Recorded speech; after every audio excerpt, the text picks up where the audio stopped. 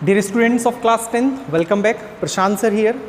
Today we are continuing the topic that we have left in last video, that was arithmetic progression. So I thought of starting it again. दोबारा से शुरू कर रहे हैं एक नए तरीके से चैप्टर 5 को हम स्टडी करेंगे. जिन लोगों ने पुराने वीडियोस नहीं भी देखे हैं चैप्टर 5 के, तो वो यहाँ से स्टार्ट से देख सकते हैं पूरे वीडियो को और यहाँ से एक एक टॉपिक को क्लियर कर सकते हैं कि चैप्टर 5 में हमने क्या क्या पढ़ना है और क्या चीज़ें यहाँ पे आने वाली हैं. तो सबसे पहले हम देखते हैं चैप्टर 5 का जो हमारे पास नाम है वो है अरिथमेटिक प्रोग्रेशन. तो सबसे पहले आपको इस टर्म को समझना पड़ेगा कि प्रोग्रेशन है क्या.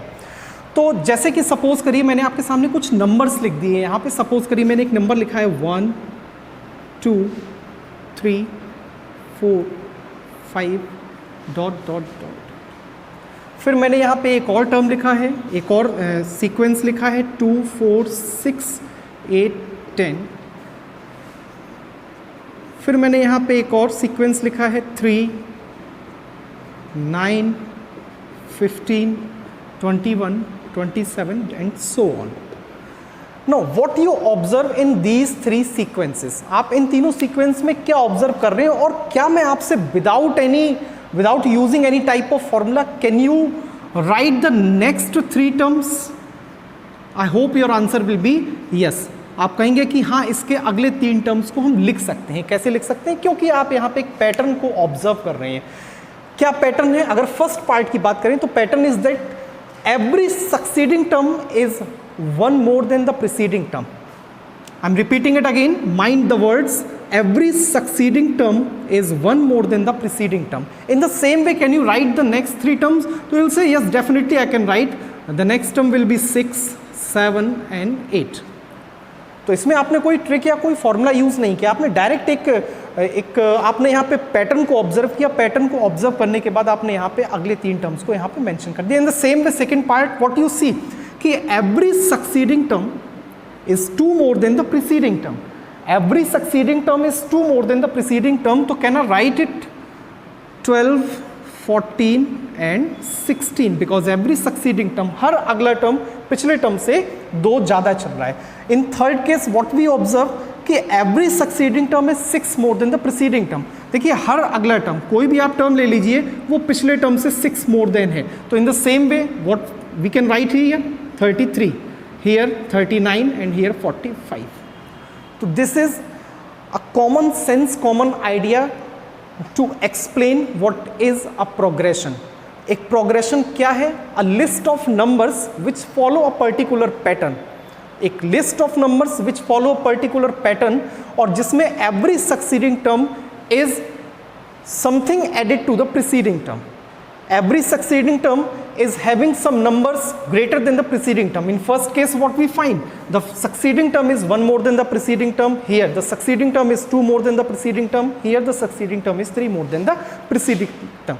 Now we are going to conclude that what exactly we mean by arithmetic progression. अब हम कंक्लूड करेंगे कि अगर कोई हमसे पूछे कि आप जिस चैप्टर को पढ़ने जा रहे हैं उस चैप्टर का मीनिंग क्या है, अरिथमेटिक प्रोग्रेशन का सेंस क्या है, तो आपका आंसर होगा कि द लिस्ट ऑफ नंबर्स, कुछ नंबर्स की लिस्ट. यहाँ पे टर्म्स हैं, जैसे ये फर्स्ट टर्म है, इन्हें हम लिस्ट में जो लिखे हुए प्रोग्रेशन में नंबर्स, इन्हें हम पर्टिकुलरली टर्म से इंडिकेट करेंगे. तो कुछ टर्म्स का collection of which follow a particular pattern in which every succeeding term is added some numbers by preceding term. This is a very precise definition. क्या कि every succeeding term is added by some preceding term. Her succeeding term में अगर preceding term में कुछ add करेंगे तो अगला term हमें मिलता जाएगा. इसी पैटर्न पे हमने यहाँ पे अगले के 3 टर्म्स यहाँ पे नोट कर लिए हैं. Now what we are going to study in this topic. सबसे पहले आपको पहचानना आना चाहिए weather the given sequence is AP और नॉट. जो सीक्वेंस दी गई है, देखो 2 चीजें हैं यहाँ पे. सबसे पहली चीज है कि सीक्वेंस क्या है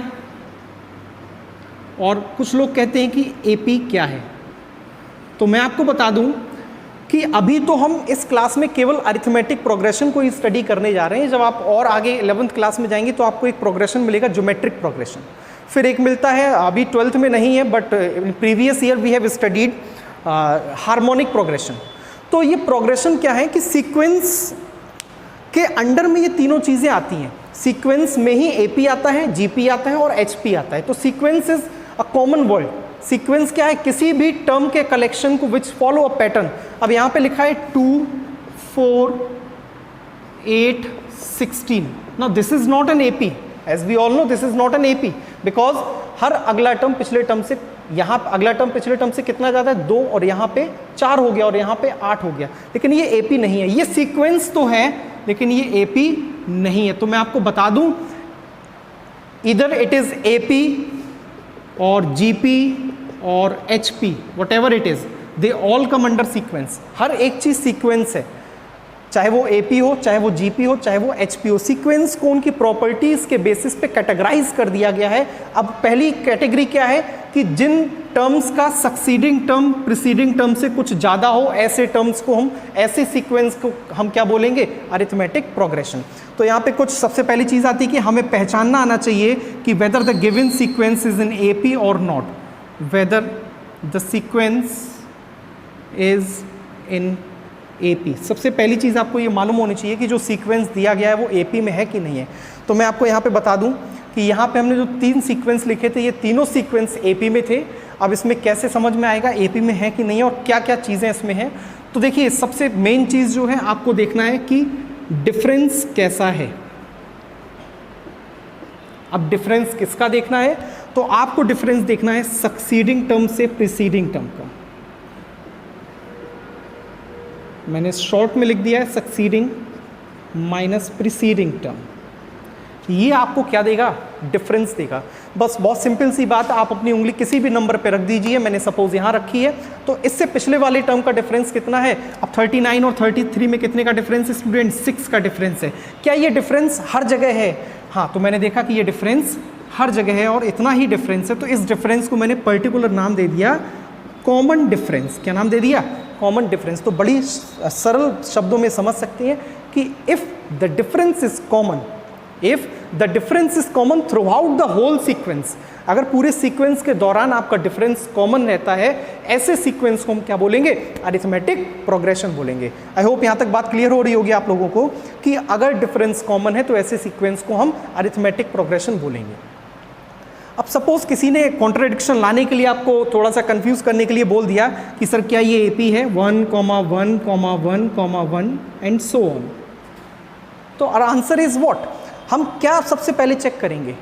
मैंने सबसे फर्स्ट पॉइंट बताया है, ये एकदम एग्जैक्ट है कि आपको सबसे पहले यही चेक करना है कि सक्सीडिंग टर्म और प्रीसीडिंग टर्म का डिफरेंस कितना है। तो मैंने 1, 1, 1 सीक्वेंस में देखा कि here the difference is 0 throughout the whole sequence. पूरे सीक्वेंस के दौरान यहाँ पे डिफरेंस कितना रहा, 0 रहा। So can I say that कि this difference is common and hence the sequence is in AP. ये डिफरेंस कॉमन है और ऐसी सीक्वेंस किस में आती है, एपी में आती है, अरिथमेटिक प्रोग्रेशन में आती है। अगर आप एपी को हिंदी में देखें तो इसका मतलब होता है समानांतर श्रेणी। क्या होता है, समानांतर श्रेणी। समानांतर का मतलब होता है समान अंतर, common difference, a sequence which follows a common difference, a sequence in which difference is common throughout the whole sequence, such sequence is known as an AP। ऐसी सीक्वेंस को किस में जाना जाता है, AP में जाना जाता है। तो आई होप इतनी चीज़ आपको क्लियर होगी। ऐसे कोई भी टर्म जिसका डिफरेंस कॉमन हो वो सब किस में आएंगे, AP में आएंगे। किस में आएंगे, AP में आएंगे। तो आगे बढ़ते हैं स्टूडेंट्स और देखते हैं कि AP में कुछ और चीज़ें हमारे लिए क्या है। देखो, सबसे पहली एक्सरसाइज में आपको तो यही मिलने वाला है कि भैया पहचानो कि दिए हुए सीक्वेंस एपी में है कि नहीं है। कुछ सीक्वेंस दिए गए होंगे, आपको रिकॉग्नाइज करना होगा कि ये सीक्वेंस एपी में है कि नहीं है। और जो इसके बाद अगला टॉपिक आता है, अगला कॉन्सेप्ट जो आता है वो आता है nth term of the AP. अब इसके लिए आपको पहले थोड़ी सी इसके बैकग्राउंड में जाना पड़ेगा। सपोज करिए मैंने एक एपी लिख रखी है यहाँ पर,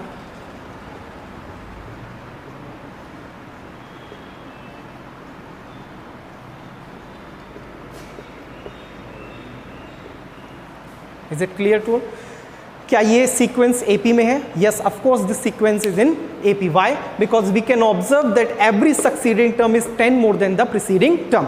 हर सक्सीडिंग टर्म प्रीसीडिंग टर्म से कितना ज्यादा है, 10 ज्यादा है। And such sequence where the difference is common, और ऐसे सीक्वेंस जहां पे डिफरेंस क्या है, कॉमन है, ऐसे सीक्वेंस को हम किस में जानते हैं, दो sequences are listed under arithmetic progression. Now what the question arises now कि this is your first term, this is your first term, this is your second term, third term, fourth term, fifth term, sixth term. Now if suppose someone asks you that find the 129th term of this AP. So I think it is not going to easy to find 129th term by writing the term like 54, 64, 74, 84, 94 and so on. It will be complicated to write the sequence in the same way to find 129th term. Then what we have to do? The thing is that this is your first term and every first term of sequence is denoted by small a. We denote the first term of any sequence by small a. Now, what is the difference? The D. The common difference is represented by small d, not capital D. Capital D आपका use हो चुका है कहाँ पर? In chapter number 4, where we have evaluated the discriminant of a quadratic equation. तो वो capital D है, याद रखना यहाँ पे small d यूज करना है. इनका भी बड़ा यूज होता है, सिंबल्स आप जो लिखते हैं small d या capital D में अंतर हो जाएगा. D क्या है? D है succeeding minus preceding term, which is common difference. I have already explained. D क्या है? Common difference है. तो मुझे क्या पता चल गया यहाँ पे? देखिए, मुझे पता चल गया कि first term is denoted by A, the difference is denoted by small d. So can we write it in this form? This is A and this is what? A plus D. ये चीज आपको बड़ी ध्यान देनी है यहाँ पे. I am going to explain the general term of an AP, nth term of an AP. General term और nth टर्म दोनों चीजें एक ही हैं, लेकिन आपको इसको समझने के लिए इसकी फंक्शनिंग कैसी है, ये कहाँ से आया और क्यों और कैसे का जवाब मिल गया, तो पूरा एक्सरसाइज 5.1 और 5.2 आप कर सकते हैं.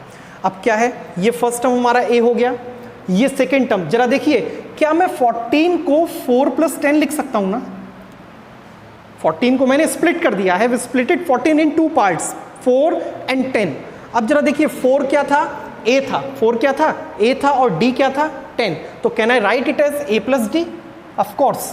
Can I write 24 as 4 plus 2 into 10? बेटा यही ऑब्जर्व करना है. मैं जिस हिसाब से इसकी स्प्लिटिंग कर रहा हूं, इसी हिसाब से मैं आखिरी में जाके 129th टर्म इवेल्युएट कर दूंगा. Can I write 24 as 4 plus 2 into 10? Can I write 34 as 4 plus 3 into 10? मैं और थोड़ा इसे सही से लिख दे रहा हूं. 4, 14, 24, 34 and so on. 4 is what? A. 14 को मैं यहाँ पे 4 plus 1 into 10. 24 को मैं 4 plus 2 into 10, 34 को मैं 4 plus 3 into 10 ऐसे लिख सकता हूँ. Of course I can write it. So what pattern we are observing? This is A, this is D. So can I write it as A plus 1D? This is what? A plus 2D. 4 is A, 2D. This is what? A plus 3D. And so on. The next term will be A plus 4D, next A plus 5D, A plus 6D, A plus 7D, A plus 8D, A plus 9D and so on.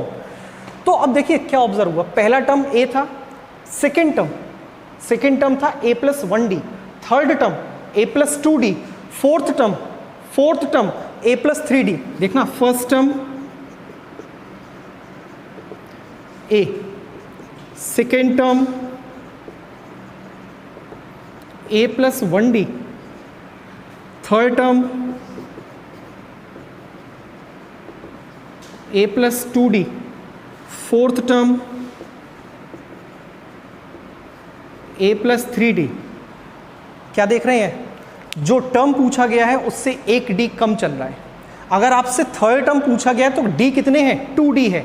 और अगर आपसे fourth term पूछा गया तो D कितने हैं? 3D है. तो अगर मैं आपसे कहूँ what will be the 15th term, तो I think you all can answer it कि it's A plus 14D. It's A plus 14D. अगर मैं आपसे कहूँ कि what will be the 29th term, तो your answer will be A plus 28D. क्यों? क्योंकि हमने देख लिया the term 29th will have 1 lesser D. एक D कम होगा इसके पास. अगर मैंने 15th टर्म लिखा है तो a प्लस 14d, अगर मैंने 29th टर्म लिखा है तो a प्लस 28d। अगर मैं यहाँ पे आपसे क्वेश्चन को वही कहूँ कि 129th टर्म फाइंड करना है, आपको क्या फाइंड करना है, 129th टर्म, तो डियर स्टूडेंट्स आपको ये चीज़ क्लियर हो जाएगी कि 129th टर्म का आंसर क्या होगा। Yes, it is a plus 128d, it is a plus 128d। now what's the problem in finding 129th term? a that is 4, आपके पास a है, d that you have, d is 10, 128 into 10, now multiply and add, it's 1280 plus 4, 1284, so we have evaluated 129th term। तो in general ये तो मैंने एक particular term find कर दिया है, 129th टर्म फाइंड कर दिया है कि ये निकालना है। सपोज अगर आपसे कोई पूछे कि can we give a formula, can we assign a formula for this nth term, is there a formula for general term of AP, तो यस, अगर हम उसी पैटर्न को ऑब्जर्व करें तो पहले तो देखिए जनरल टर्म ऑफ एपी को capital T suffix n, T stands for term, n stands for nth, यानी यहाँ पे क्या है कि आप अगर किसी AP का nth टर्म फाइंड करने जा रहे हैं तो you have to denote that by Tn, either by Tn और by An। So what will be the formula, सीधी सी बात है, जो टर्म फाइंड करने जा रहे हैं उससे एक कम d, उससे एक कम d, यानी n से अगर हम एक कम करें तो क्या निकलेगा, n माइनस 1, तो it is a plus n minus 1 into D. And notice it, this is your formula for general term of an AP, यही तो फॉर्मूला है जनरल टर्म का जो आपको रटाया जाता है कि जनरल टर्म है क्या। तो general term of an AP हमने यहाँ पे इवेल्युएट कर लिया है a plus n minus 1 into D. किसी भी एपी का अगर एक सीक्वेंस अरिथमेटिक प्रोग्रेशन को फॉलो कर रही है और आपको उसका जनरल टर्म फाइंड करना है तो that will be a plus n minus 1 into D.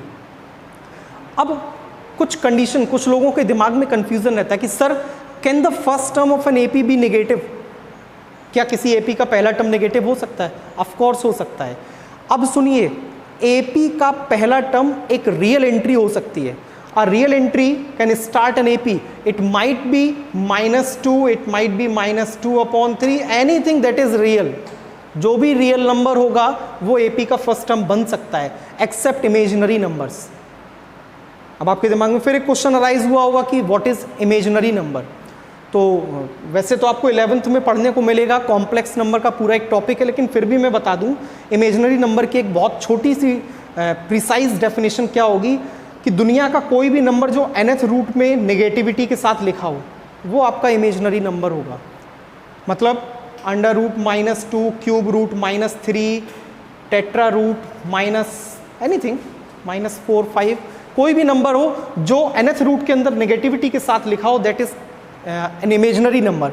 और इमेजिनरी नंबर ही आगे जाके क्या बनाते हैं, कॉम्प्लेक्स नंबर बनाते हैं। तो ये सारी चीज़ें आगे की हैं, हमारे कॉन्टेक्स्ट में नहीं, हमें केवल इतना समझना है कि general term of an AP is represented by a plus n minus 1 into D, और इसकी एंट्री स्टार्ट हो सकती है, एक एपी स्टार्ट हो सकती है, small a can take place any real value.